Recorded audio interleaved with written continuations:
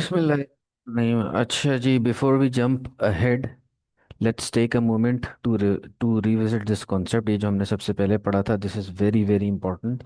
और मैं आपको हर क्लास से पहले कहता हूँ कि इसको आप अपने पास लिखें, अपने पास दोबारा से लिखें, और फिर हम इंशाल्लाह आज की क्लास शुरू करेंगे। इससे ये होगा कि कॉन्सेप्ट आपको क्लियर होंगे। If these concepts are very clear you will find accounting easy, otherwise फिर अकाउंटिंग आपको बहुत मुश्किल लगने लगेगी।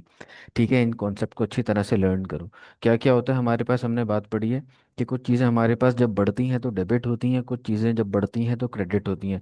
फॉर एग्जांपल मैंने कहा, जैसे मेरे पास एसेट बढ़ता है तो डेबिट होता है, एक्सपेंस बढ़ता है तो डेबिट होता है, ड्राइंग बढ़ती है तो डेबिट होती है। Similarly liability, income, capital, whenever they increase they are credited. ठीक है, तो इस चीज़ को अपने पास लिख लो, और फिर हम आज की क्लास का शुरू करते हैं काम। ठीक है जनाब, आज की क्लास पर हम आते हैं कि आज हमने क्या सीखना है। तो आज की क्लास में हमने जो सीखने हैं चीज़ वो है यार, अब तक हमने देखो टी अकाउंट वगैरह बनाना सीख लिए, that how do we make T account और डेबिट क्रेडिट क्या होता है। अब हमने आज की क्लास में एक चीज़ सीखनी है कि इफेक्ट ऑफ प्रॉफिट और लॉस ऑन कैपिटल। ये जो तुम्हारा कैपिटल है इसके ऊपर प्रॉफिट या लॉस का क्या इम्पैक्ट होता है। अगर मैंने प्रॉफिट बनाया तो मेरे कैपिटल पे क्या इम्पैक्ट पड़ेगा। कैपिटल आपने पढ़ लिया कि resources invested by the owner, owner जितना पैसा लगाता है दिस इज कैपिटल। तो अगर प्रॉफिट होता है तो ये कैपिटल पे क्या फर्क पड़ेगा, ये बढ़ेगा या कम होगा। लॉस होगा तो कैपिटल मेरा बढ़ेगा या कम होगा। तो ये सब चीज़ें हमने इस चैप्टर में पढ़नी है। ठीक है, अब फॉर एग्जांपल देखो, मैं यहाँ से शुरू करता हूँ। मैं एक बात आपको यहाँ लिख देता हूँ। मैं कहता हूँ कि फॉर इंस्टेंस हम प्रॉफिट कैसे कैलकुलेट करते हैं। तो मैं लिख लेता हूँ कि प्रॉफिट मेरे पास कैलकुलेट होता है रेवेन्यू माइनस कॉस्ट। रेवेन्यू क्या होती है, मेरी सेल्स। रेवेन्यू क्या होती है, सेल्स। मतलब सेल्स में से अगर मैं कॉस्ट को माइनस कर दूं, अगर मैं कॉस्ट को माइनस कर दूं, कॉस्ट भी क्या, टोटल कॉस्ट अगर मैं माइनस कर दूं, मेरी जो टोटल कॉस्ट है ना यार, अगर मैं उसको माइनस कर दूं, टोटल कॉस्ट को मैं माइनस कर दूं, तो मेरे पास निकल के आ जाएगा प्रॉफिट, है ना। ऐसा ही है कि अगर मैं रेवेन्यू में से टोटल कॉस्ट को मैं माइनस कर दूं तो मेरे पास प्रॉफिट निकल के आ जाएगा, ये बात है।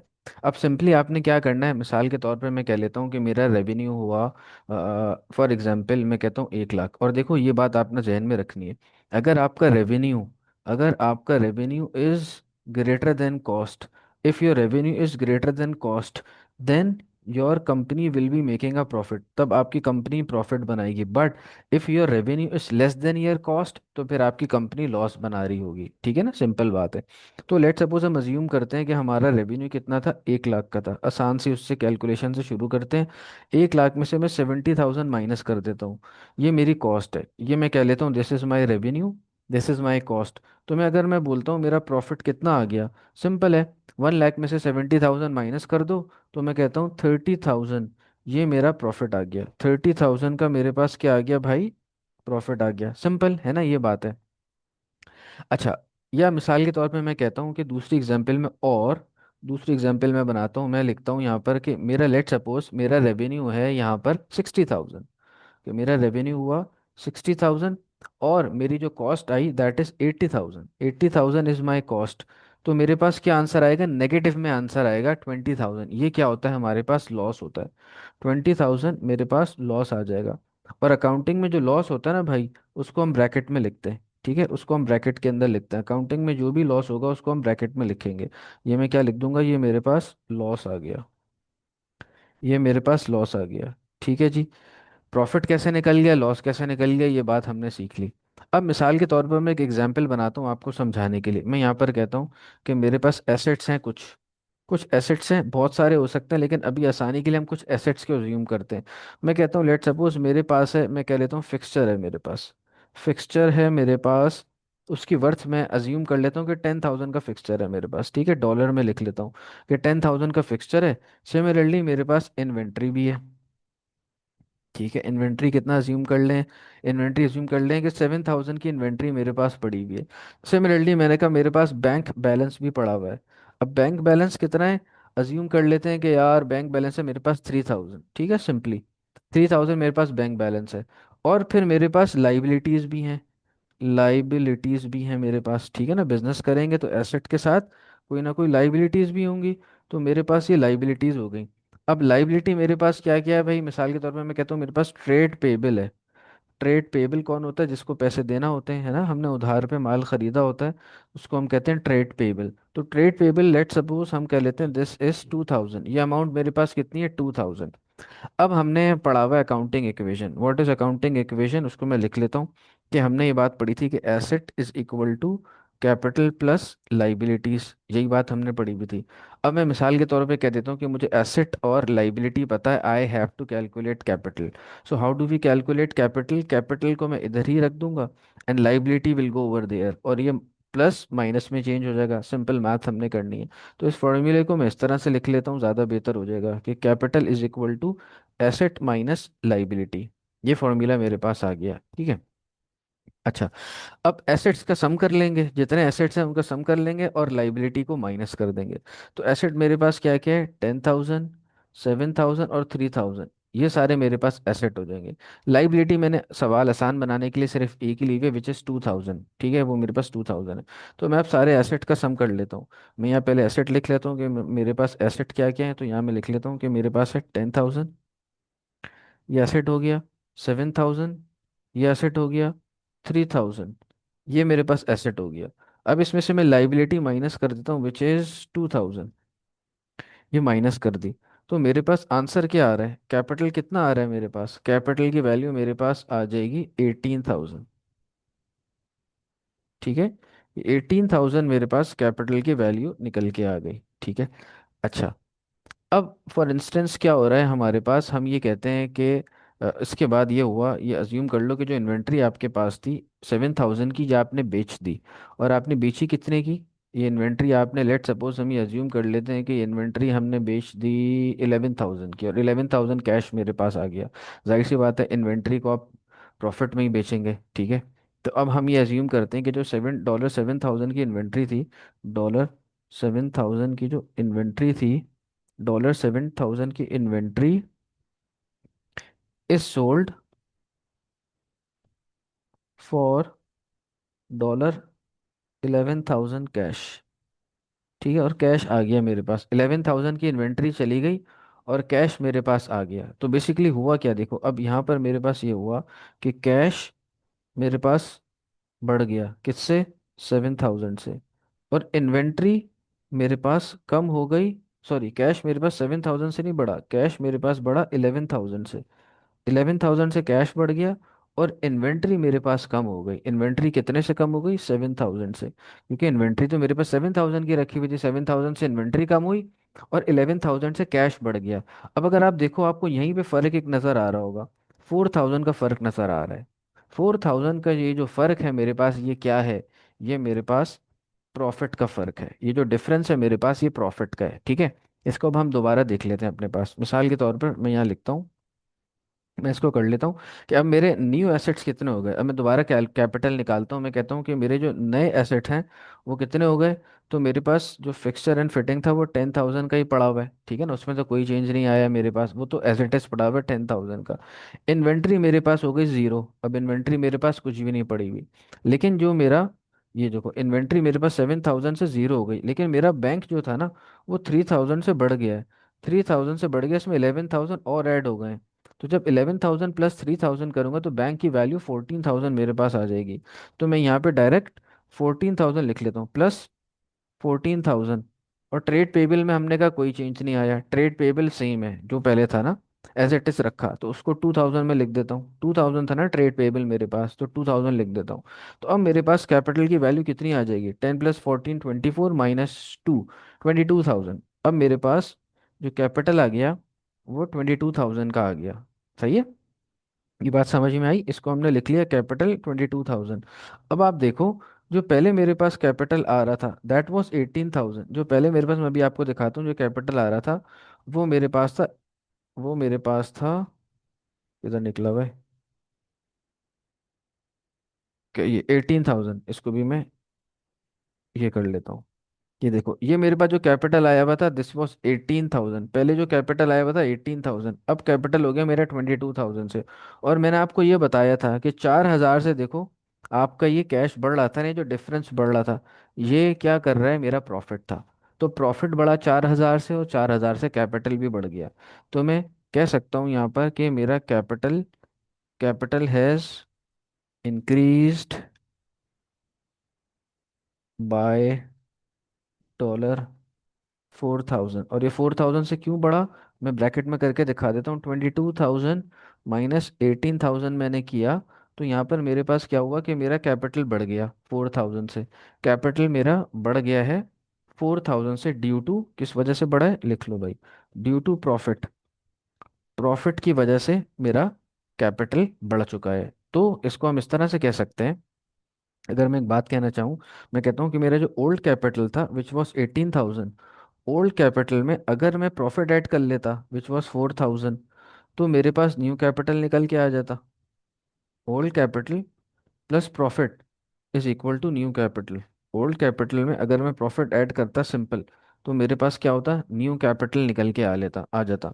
ओल्ड कैपिटल मेरा कितना था, 18,000, इसमें मैं 4,000 ऐड कर लेता जो मेरा प्रॉफिट था, तो 22,000 का न्यू कैपिटल निकल के आ रहा है मेरे पास, है ना। ऐसा ही हो रहा है यहाँ पर। ये जो हमारे पास था, हमने देखा था कि यहाँ पे आपको 4,000 का प्रॉफिट हो रहा था, कि 7,000 की इन्वेंट्री आप 11,000 में बेच रहे हैं, तो 4,000 का आपको क्या हो रहा था, प्रॉफिट हो रहा था। अच्छा, सिमिलरली हम ये कह लेते हैं कि एक तो ये हमारे पास बात बन गई। दूसरी बात हमारे पास ये है कि मैं कहता हूँ old capital, old capital plus loss, अगर इसमें मुझे लॉस हो रहा है तो ये बराबर होगा न्यू कैपिटल के, है ना। ये भी न्यू कैपिटल के बराबर होगा, चाहे प्रॉफिट हो चाहे लॉस हो, दोनों को इसमें ऐड करेंगे तो हमारे पास न्यू कैपिटल आ जाएगा। ठीक है।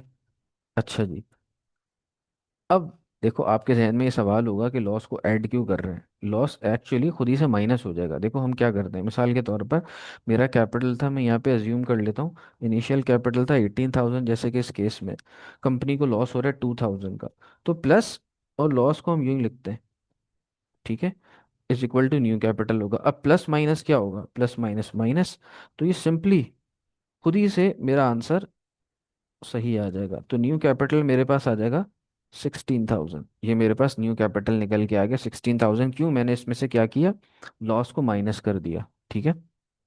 तो अब हम एक और बात लिख लेते हैं कि देखो इससे एक चीज़ हमें पता चली, in order to calculate, in order to calculate profit and losses, revenues and costs must be entered. अगर हमें कैलकुलेट करना है प्रॉफिट और लॉस, तो हमें क्या करना है, रेवेन्यू और कॉस्ट को एंटर करना पड़ेगा इनके into appropriate accounts, into appropriate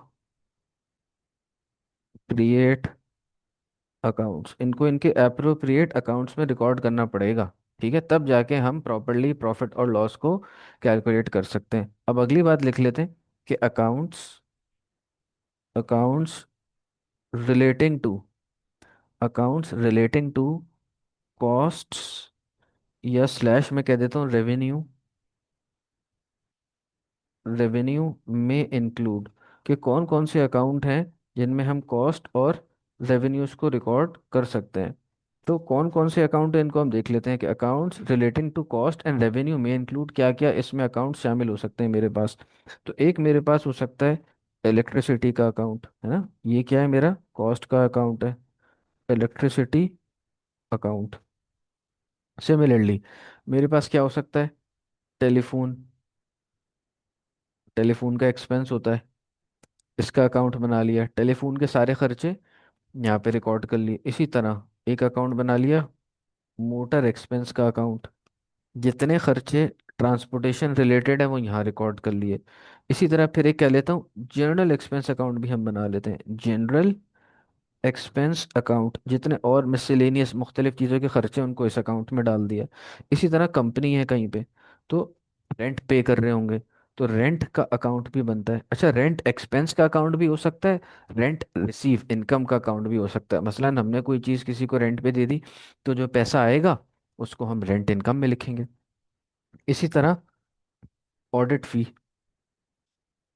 audit फी अकाउंट, अगर हम ऑडिट करवा रहे हैं तो हम ऑडिट कंपनी को अब पैसे देंगे, तो ये ऑडिट फी अकाउंट बन गया। और अगर हम किसी का ऑडिट कर रहे हैं, हमारी अकाउंटिंग फर्म है, हम किसी का ऑडिट कर रहे हैं, तो अब हम क्या करेंगे, हमारी ये इनकम होगी। ठीक है। इसी तरह एक हो सकता है स्टेशनरी अकाउंट। स्टेशनरी क्या होता है? जो पेंसिल रबर वगैरह ये चीज़ें हम खरीद रहे हैं, इसका अकाउंट हमारे पास बन सकता है।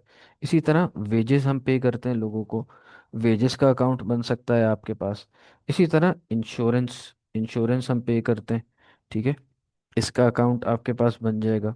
इसी तरह हमारे पास पोस्टेजेस, पोस्टेज क्या है? ये जो डिलीवरी वगैरह से रिलेटेड जितने खर्चे हैं, इसका अकाउंट हमारे पास बन जाएगा। और भी बहुत सारे अकाउंट हो सकते हैं। मैंने कुछ एग्जाम्पल के तौर पे कुछ अकाउंट यहाँ पर लिख दिए हैं, ठीक है, कुछ एग्जाम्पल के तौर पे यहाँ पे मैंने अकाउंट लिख दिए हैं कि ये हमारे पास हो सकते हैं, ठीक है। अच्छा, अब चलते हैं आगे।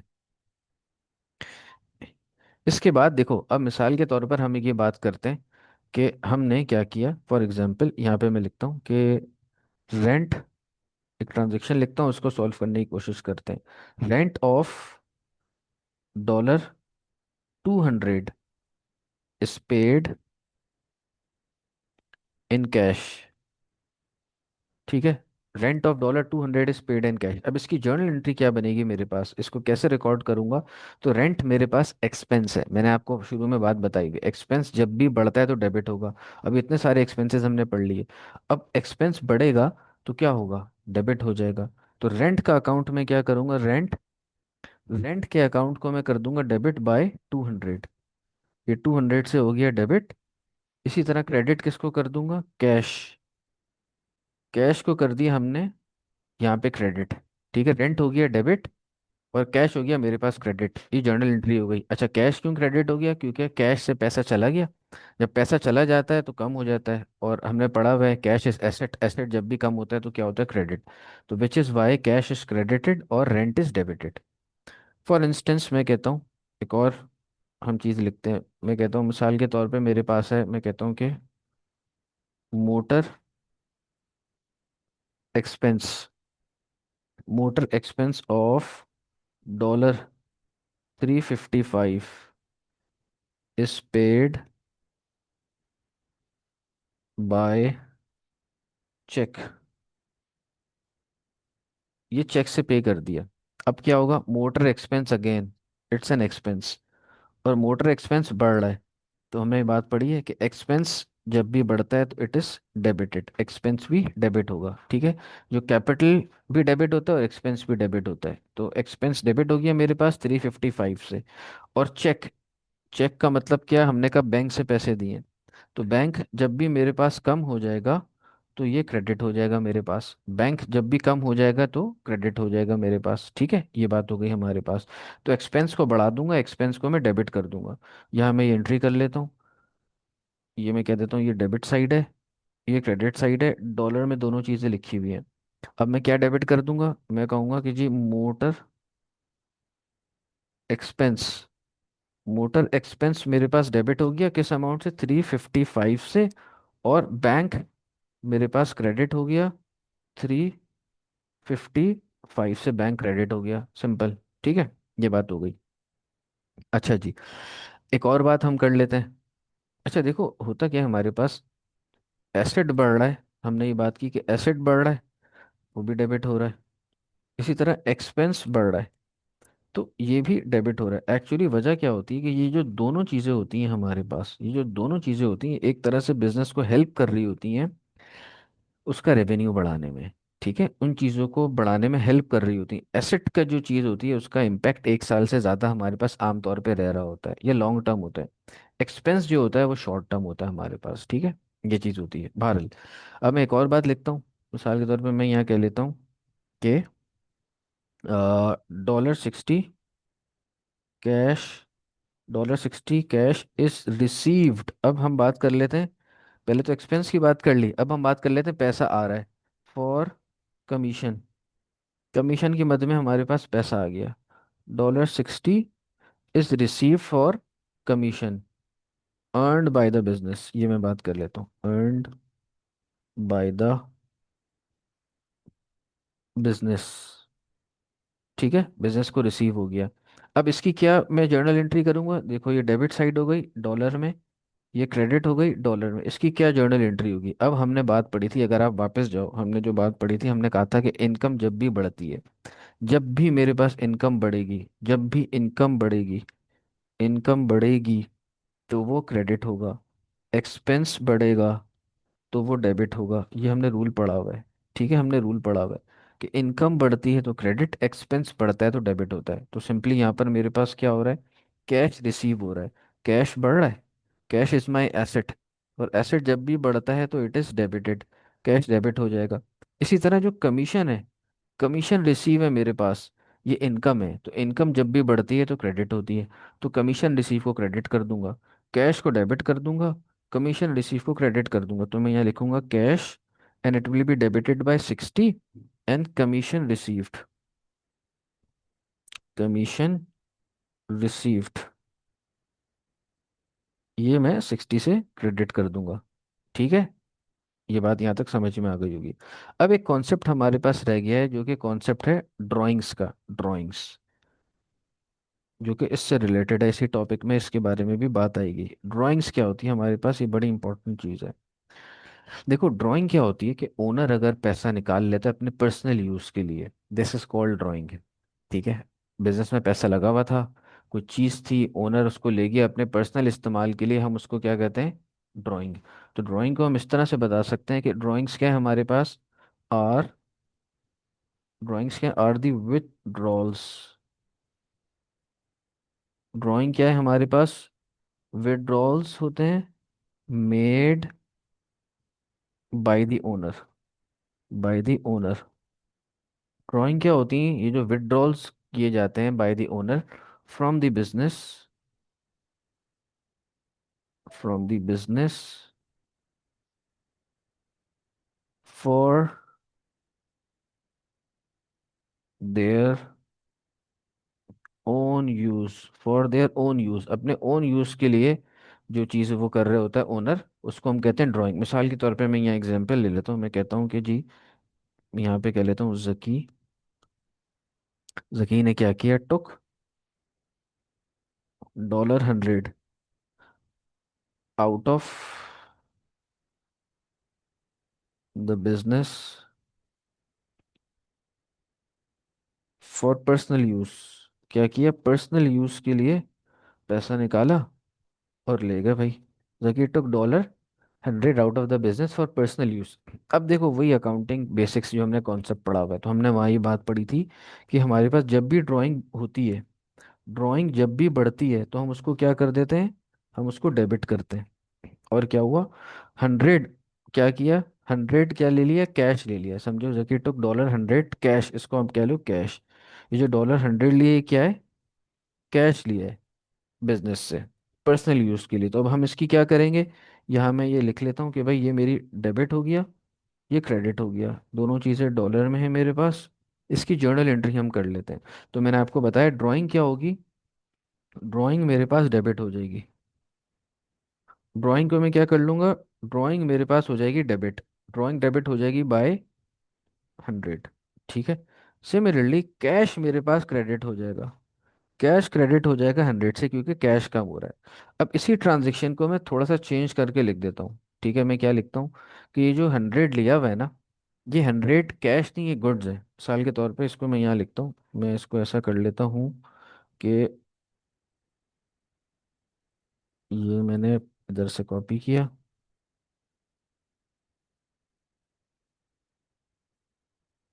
इसको कॉपी किया, और यहाँ पर हम इसको अगर पेस्ट कर लें, ठीक है भाई, ये बात आ गई आपके पास। अब मैं यहाँ पे कह लेता हूँ इसको कि जकी टुक 100 क्या, 100 कैश को हटा दो, कैश को मिटा दो। तो मैं इसको ये कह लेता हूँ जकी टुक $100 क्या, गुड्स। अब यहाँ पे कैश की जगह मैं लिख देता हूँ गुड्स, कैश की जगह मैं यहाँ क्या लिख देता हूँ, मैं यहाँ लिख देता हूँ कि भाई अब क्या लेके गया, गुड्स लेके गया, जकी टुक $100 goods out of the business for personal use. अब गुड्स लेके चला गया। देखो अब याद रखना, जब भी गुड्स लेके जाएंगे तो उसकी क्या हम चीज़ करेंगे, ड्राइंग तो डेबिट हो जाएगी आपके पास, ड्राइंग तो एज यूजुअल डेबिट हो जाएगी, ड्राइंग तो हमारे पास डेबिट हो जाएगी, लेकिन लेकिन हम किस चीज़ को क्रेडिट करेंगे, अब यहाँ पर परचेजेस को करेंगे, इसको याद रखना। परचेजेस हमारे पास क्रेडिट होगी, तो ड्राइंग को तो मैं डेबिट कर दूंगा। अब यहाँ जगह थोड़ी सी कम हो रही है, यहाँ मैं लिख रहा हूँ, ड्राइंग को मैं डेबिट कर दूंगा 400 से, और परचेजेस को मैं क्रेडिट कर दूंगा 400 से।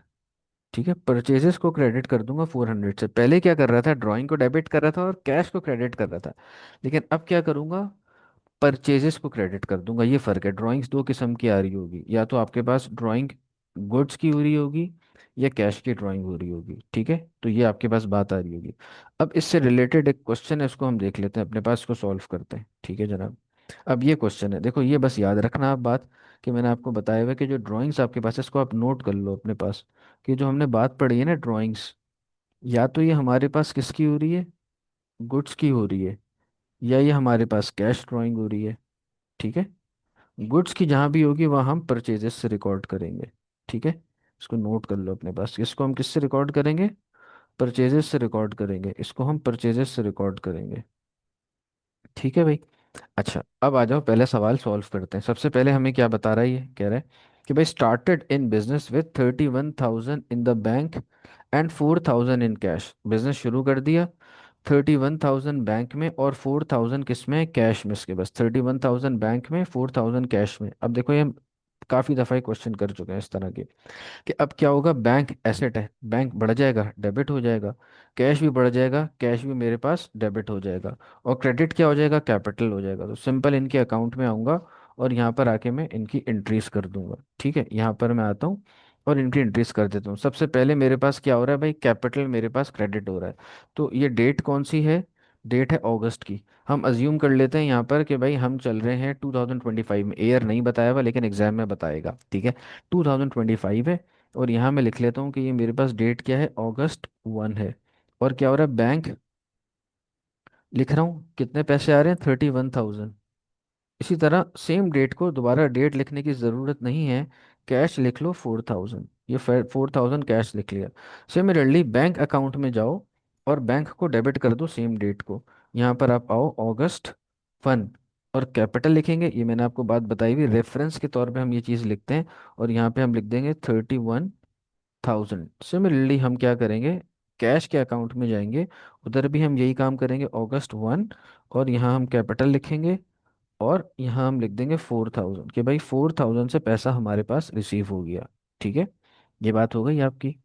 अच्छा जी, अब आगे चलते हैं। ये पहली एंट्री हमने कर ली, बहुत सारे क्वेश्चंस में ये कर चुके हैं, इसलिए मैं इसमें डिटेल में नहीं गया। अब क्या हुआ हमारे पास, वो कह रहा है परचेज गुड्स। अब जब भी गुड्स परचेज करते हैं तो आपको बताया हुआ परचेजेस से रिकॉर्ड करते हैं। परचेजेस बढ़ जाएंगी, परचेज जब बढ़ेगा तो डेबिट होगा। 1160 से ऑन टाइम, मतलब क्रेडिट पे खरीदा एक क्लिफ से, तो अब एक क्लिफ का अकाउंट मुझे बनाना पड़ेगा। एक क्लिफ मेरा क्या है, ट्रेड पेएबल है, और जब भी ट्रेड पेएबल बढ़ता है तो लाइबिलिटी बढ़ती है, और लाइबिलिटी बढ़ती है तो क्या हो जाती है, क्रेडिट। तो एक क्लिफ का अकाउंट मेरे पास क्रेडिट हो जाएगा, और परचेजेस का अकाउंट मेरे पास डेबिट हो जाएगा। तो परचेजेस के अकाउंट में मैं आता हूँ, परचेजेस को मैं कर देता हूँ डेबिट। ठीक है जनाब, यहाँ मैं लिखता हूँ, डेट थी मेरे पास अगस्त 2, और परचेजेस में कभी भी परचेजेस नहीं आएगा, किससे परचेज किए, एक क्लिफ से परचेज किए, तो एक क्लिफ का नाम लिखूंगा और 1160 लिख दूंगा। इसी तरह एक क्लिफ के अकाउंट में आऊंगा, नीचे एक क्लिफ का अकाउंट बनाया हुआ है, देखो परचेजेस को डेबिट किया, एक क्लिफ को क्रेडिट कर दूंगा। तो यहाँ मैं लिखूंगा अगस्त 2, अगस्त 2 लिख दिया, और यहाँ मैं लिखूंगा परचेजेस। अब एक क्लिफ के अकाउंट में एक क्लिफ नहीं लिखना, परचेजेस लिखना है 1160 से। ठीक है, अच्छा जनाब आगे आ जाते हैं। फिर कह रहे हैं bought fixtures and fitting. Fixtures and fitting हमने खरीद ली, दीज आर एसेट्स। जब एसेट बढ़ता है तो डेबिट हो जाता है, और पैसे आप दे रहे हैं चेक के जरिए, तो बैंक से पैसे दे रहे हैं, बैंक कम हो जाएगा। तो बैंक जब भी कम होता है तो क्रेडिट होता है। तो हम यहाँ पर आके लिख लेते हैं कि फिक्सचर्स एंड फिटिंग को हम क्या कर लेंगे, डेबिट कर लेंगे। हम यहाँ पे लिखेंगे अगस्त 3, और पैसा किससे जा रहा है, बैंक से जा रहा है, तो मैंने आपको बताया क्रॉस रेफरेंसिंग करते हैं। तो यहाँ हम लिखेंगे बैंक, बैंक की वैल्यू कितनी है, 4,600। ठीक है, और पैसा बैंक से जा रहा है तो बैंक के अकाउंट को आके क्रेडिट कर दूंगा, और वहाँ फिक्सचर्स एंड फिटिंग लिखूंगा। ठीक है, बैंक के अकाउंट में आता हूँ, बैंक का अकाउंट ये रहा मेरे पास, बैंक के अकाउंट को मैं क्रेडिट कर दूंगा अगस्त 3, और यहाँ क्या लिखूंगा, यहाँ मैं आके लिख दूंगा फिक्सचर्स एंड फिटिंग्स। ये मैंने खरीदा है, और अमाउंट है 4,600। ठीक है, ये मेरे पास बात आ गई। अच्छा जनाब आगे चलते हैं। फिर क्या हुआ, सोल्ड गुड्स फॉर कैश 600। अब सेल हो गई है तो सेल का अकाउंट बनेगा। मैंने आपको बताया बस, सेल जब भी बढ़ती है तो क्रेडिट होगा, और कैश आ जाएगा तो कैश बढ़ गया, एसेट बढ़ गया तो डेबिट हो जाएगा। तो सिंपल क्या करना है, कैश के अकाउंट में मैं जाता हूँ, कैश को मैं डेबिट कर दूंगा, यहाँ फिफ्थ लिखूंगा, महीना लिखा हुआ है तो दोबारा लिखने की ज़रूरत नहीं है। Sales, right sales over here and 600 over here. अब we will make sales account. Sales account, तो सेल जब भी बढ़ती है आपको बताया है कि क्रेडिट होती है, तो सेल के अकाउंट में मैं जाऊंगा, सेल के अकाउंट को क्रेडिट कर दूंगा, तो I will write August 5 over here. और कैसे सेल हो रही है, कैश से हो रही है, तो क्रॉस रेफरेंसिंग कैश यहाँ लिखूंगा एंड 600। ठीक है। अच्छा जी, आगे आते हैं। फिर कह रहे बॉट गुड्स यानी कि परचेजेस हो गई ऑन टाइम उधार पे 1300 एस बेल से। अब परचेजेस के अकाउंट में जाऊंगा, परचेजेस को दोबारा डेबिट करूंगा और एस बेल को क्रेडिट कर दूंगा, because my liability is increasing. And whenever liability increases हम क्या करते हैं, we make a credit entry. तो परचेज के अकाउंट में आते हैं, भाई परचेज के अकाउंट में आया और अगस्त 6 है, 6 अगस्त को आया, एस बेल का नाम लिखूंगा क्योंकि एस बेल से मैं चीज़ें खरीद रहा हूँ 1300 की।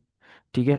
और एस बेल के अकाउंट में आ जाऊंगा, एस बेल के अकाउंट को आके मैं क्या कर दूंगा, क्रेडिट कर दूंगा क्योंकि लाइबिलिटी बढ़ रही है। तो अगस्त 6, यहाँ हम लिखेंगे purchases, purchases and 1300 over here. Clear. अच्छा जी, आगे चलते हैं। Paid rent by cash 800, rent पे कर दी। अब देखो ये एक्सपेंस वाली बात आ गई, जो हमने डिफरेंट अकाउंट पढ़े थे ना, रेंट स्टेशनरी मुख्तलिफ, अब ये बातें आएंगी। रेंट बढ़ गया तो आपको बात बताइए, एक्सपेंस जब भी बढ़ता है तो इट इज डेबिटेड, तो रेंट एक्सपेंस है, एक्सपेंस बढ़ गया डेबिट, कैश कम हो जाएगा 800 से क्योंकि कैश में पैसा जा रहा है मेरे पास। ठीक है, तो कैश अकाउंट में मैं क्या करूंगा, कैश को आके मैं कर दूंगा क्रेडिट। तो इधर आ जाता हूँ, मैं कैश अकाउंट देखता हूँ, कैश को मैंने करना है क्रेडिट, तो अगस्त 10, और यहाँ मैं लिखूंगा रेंट। कैश का अकाउंट क्रेडिट हो रहा है, नरेशन में रेंट लिखेंगे 800, और रेंट का अकाउंट में जाऊंगा मैं, रेंट का अकाउंट यहाँ बना हुआ है, और मैंने बात आपको बता दी कि एक्सपेंस जब भी बढ़ता है हमारे पास तो डेबिट होता है। तो मैं क्या करूँगा, अगस्त 10, और यहाँ पे मैं लिख दूंगा कैश, क्योंकि कैश से पैसा जा रहा है तो क्रॉस रेफरेंसिंग हम करते हैं, और 800 में यहाँ पे लिख दूंगा। ठीक है, 800 मेरे पास यहाँ पे आ जाएगा, ये चीज़ हो गई। अच्छा जी, अगली एंट्री क्या है, फिर वो कह रहा है बॉट स्टेशनरी 180 की स्टेशनरी खरीद ली, स्टेशनरी का अकाउंट बनाएगा, सेम ट्रीटमेंट होगी जो हमारी ऊपर 10 तारीख को हुई है। स्टेशनरी एक्सपेंस से डेबिट हो जाएगा 180 से, कैश जा रहा है, एसेट कम होता है तो क्रेडिट होता है, तो उसको क्रेडिट कर देंगे। तो स्टेशनरी का अकाउंट मेरे पास बना हुआ है, इसको मैं यहाँ पे लिख लेता हूँ कि भाई ये डॉलर में, सॉरी पाउंड में हम काम कर रहे हैं, तो इसको पाउंड में हम कर लेते हैं, पाउंड में हम कर लेते हैं भाई इसको। ये आ गया मेरे पास पाउंड में, 2025, 2025। और स्टेशनरी मेरे पास क्या हो जाएगी, डेबिट हो जाएगी, तो भाई कर लेते हैं, अगस्त 12, अगस्त 12 लिख लिया यहाँ पे। और स्टेशनरी डेबिट हो रही है, किस तरह, कैश से पैसा जा रहा है, और कितना जा रहा है, 180 जा रहा है। इसी तरह कैश अकाउंट में मैं आ जाऊंगा, 180 थे ना वैल्यू, हाँ 180 थी। अब कैश अकाउंट में आते हैं, कैश से पैसा जा रहा है तो कैश मेरे पास क्रेडिट हो जाएगा, कैश मेरे पास क्या होगा, कैश मेरे पास क्रेडिट हो जाएगा। तो 12 तारीख को, दोबारा महीना लिखने की ज़रूरत नहीं है, 12 तारीख लिखूंगा। ठीक है, एक सेकेंड, इसको मैं थोड़ा, 12 तारीख यहाँ लिखूंगा, और फिर मैं यहाँ एंट्री कर दूंगा। 1 मिनट में ज़रा पेन अपना चार्ज कर लूँ, फिर हम इसको कर लेते हैं। ठीक है, जस्ट वेट अ मिनट। अच्छा जी, अब हम यहाँ क्या करेंगे, 12 लिख लूंगा मैं, और इधर आई राइट स्टेशनरी, क्योंकि स्टेशनरी में पैसा जा रहा था, स्टेशनरी में पैसा जा रहा है, एंड द अमाउंट वाज 180। ठीक है जी, आगे चलते हैं। फिर क्या हुआ, goods returned to a Cliff, वापस कर दिया 164 का, तो गुड्स रिटर्न्ड हमने वापस कर दी, जब खरीदे थे तो परचेजेस थी, जब वापस किए तो परचेज रिटर्न हो गया, जब गुड्स वापस किए तो परचेज रिटर्न। परचेजेस जब बढ़ती है तो it is debited, and purchase return will be credited. ठीक है, this will be the opposite of purchases, तो purchase return will be credited. अब मैं क्या करूंगा, परचेज रिटर्न को मैं कर दूंगा क्रेडिट, और a Cliff which was my liability, अब लाइबिलिटी इज फॉलिंग क्योंकि now I have to pay less to a Cliff, so when liability decreases we do a debit entry. तो यहाँ पर मैं आता हूँ और परचेज रिटर्न की एंट्री में करता हूँ, तो परचेज रिटर्न मेरे पास यहाँ पर है। And purchase return will B, अभी आपको बात बताइए, purchase return will be credited. मेरे पास परचेज रिटर्न क्या हो जाएगा, क्रेडिट हो जाएगा। तो मैं यहाँ आता हूँ और अगस्त 18th लिखता हूँ और ए क्लिफ को वापस कर रहा हूँ। ए क्लिफ का अकाउंट ऊपर बना हुआ है, वहां पे हम ए क्लिफ को डेबिट कर देंगे। ए क्लिफ को आते हैं, ए क्लिफ का अकाउंट ये रहा, ए क्लिफ के अकाउंट को हम डेबिट कर देंगे अगस्त 18th। ठीक है, अगस्त 18, और यहाँ क्या लिखूंगा, परचेज रिटर्न, परचेज रिटर्न 164। अब देखो ये बात आपको सामने नजर आ रही है कि 1160 से हमने जब खरीदा था तो लाइबिलिटी बढ़ गई थी। Now when we are returning तो ये कम हो रहा है, 164 से कम हो रहा है मेरे पास। ठीक है, अच्छा जी आगे चलते हैं।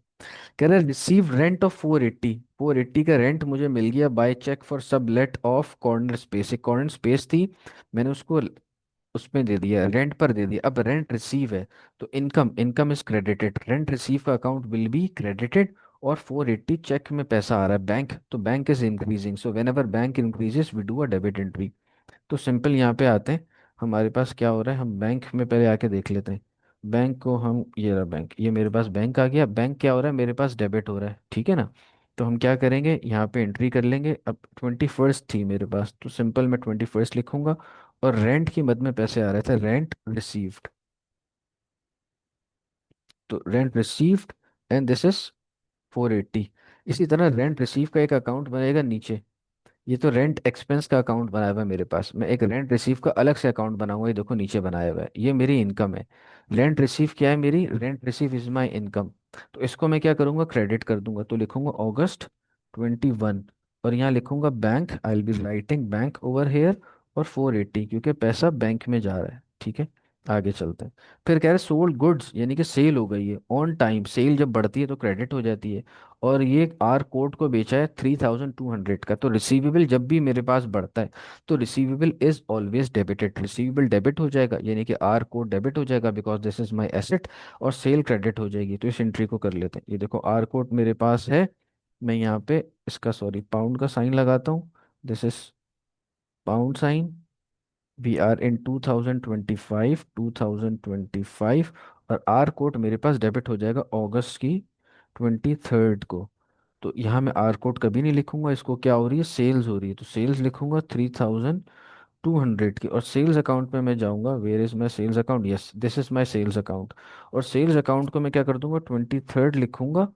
और यहाँ पर आकर मैं क्या लिख लूंगा, R code, and this will B 3200, right. ये 3200 मेरे पास हो जाएगा। आगे चलते हैं जनाब। फिर कह रहे बॉट वैन, वैन खरीद ली, van will increase, asset increase हो जाएगा, डेबिट बाय चेक, चेक कम हो जाएगा, सिंपल एंट्री है 16,400 से। तो वैन को डेबिट कर दूंगा, वैन का अकाउंट बनाते हैं भाई, वैन को डेबिट कर देंगे हम। वैन डेबिट हो जाएगा अगस्त 24 को। और पैसा कहाँ से जा रहा है, बैंक से जा रहा है, तो क्रॉस रेफरेंसिंग करते हैं, आपको बताया। एंड 16,400 लिख दूंगा। Similarly I will go in bank account, bank account में जाके मैं क्रेडिट एंट्री कर दूंगा। ठीक है, बैंक, ये बैंक मुझे मिल गया। अब बैंक अकाउंट में आके मैं क्या करूंगा, क्रेडिट एंट्री कर दूंगा 24th को, यहाँ लिखूंगा। और 24th को क्या हो रहा है, वैन 16,400 मैंने लिख लिया यहाँ पे अपने पास, 16,400 यहाँ पे अपने पास रिकॉर्ड कर लिया। अच्छा जी आगे आते हैं। फिर क्या हुआ मेरे पास, कह रहा है पेड मंथ वेजेस, वेज पे कर दी 22,1220। अब wage is my expense, expense जब भी बढ़ेगा, आपको बात बताइए, एक्सपेंस जब भी बढ़ेगा तो एक्सपेंस डेबिट हो जाएगा। और कैश से पैसा जा रहा है तो कैश क्रेडिट हो जाएगा। तो यहाँ पर हम आते हैं, हम वेजेस को बढ़ा देते हैं। वेज को मैं यहाँ लिखूंगा अगस्त 30th। और कैसे पैसा जा रहा है, कैश से पैसा जा रहा है, कितना जा रहा है, 1220। ठीक है, तो वेज को डेबिट कर दी और कैश अकाउंट को क्रेडिट कर दूंगा। कैश अकाउंट में आता हूँ मैं, where is my cash account, this is my cash account. तो कैश अकाउंट में मैं आऊँगा, उसको क्रेडिट कर दूंगा, 30th लिखूंगा यहाँ पर। ठीक है, 30th लिखा। और कैश में कभी भी कैश नहीं लिखूंगा, वेजेस लिखूंगा। क्रॉस रेफरेंसिंग करते हैं ना, वेजेस में पैसा जा रहा है, कितना जा रहा है, 1220, ये पैसा हमने निकाल दिया। इसी तरह आप आखिरी एंट्री में आते हैं, कह रहे हैं द प्रोप्राइटर टुक कैश, यानी कि जो ओनर था उसने कैश ले लिया फॉर हर पर्सनल यूज, 1020 को कैश ले लिया। तो कैश कम हो जाएगा और अपने पर्सनल यूज़ के लिए लिया तो मैंने आपको बताया ड्राइंग्स होगी। ड्राइंग या तो कैश की मद में या गुड्स की मद में, ये आपको बात बताई हुई थी। तो अभी कैश ड्राइंग हो रही है, तो कैश डेबिट हो जाएगा और दूसरा अकाउंट मेरे पास, सॉरी, ड्राइंग्स डेबिट हो जाएगी और कैश मेरे पास क्रेडिट हो जाएगा। तो मैं यही काम करता हूँ। मेरे पास ये कैश का अकाउंट है सामने, तो ठीक है, मैं कैश को ही देख लेता हूँ। कैश को मैं कर दूंगा अपने पास क्रेडिट। तो 31st को आऊँगा, यहाँ कैश के अकाउंट में कभी भी कैश नहीं लिखूंगा, ड्राइंग्स लिखूंगा। तो ड्राइंग्स यहाँ मैंने लिख दी, and the amount is 1020। Similarly मैं जाऊँगा ड्राइंग्स के अकाउंट में। अब ड्राइंग्स के अकाउंट में मैं आता हूँ, this is my drawings account, और ड्राइंग्स के अकाउंट में लिखूंगा August 31st, और यहाँ पे मैं लिखूंगा कैश। कैश लिख दी and the amount is 1020। So we are done with this part. अब नेक्स्ट उसमें इंशाल्लाह 4.2 हम देखते हैं।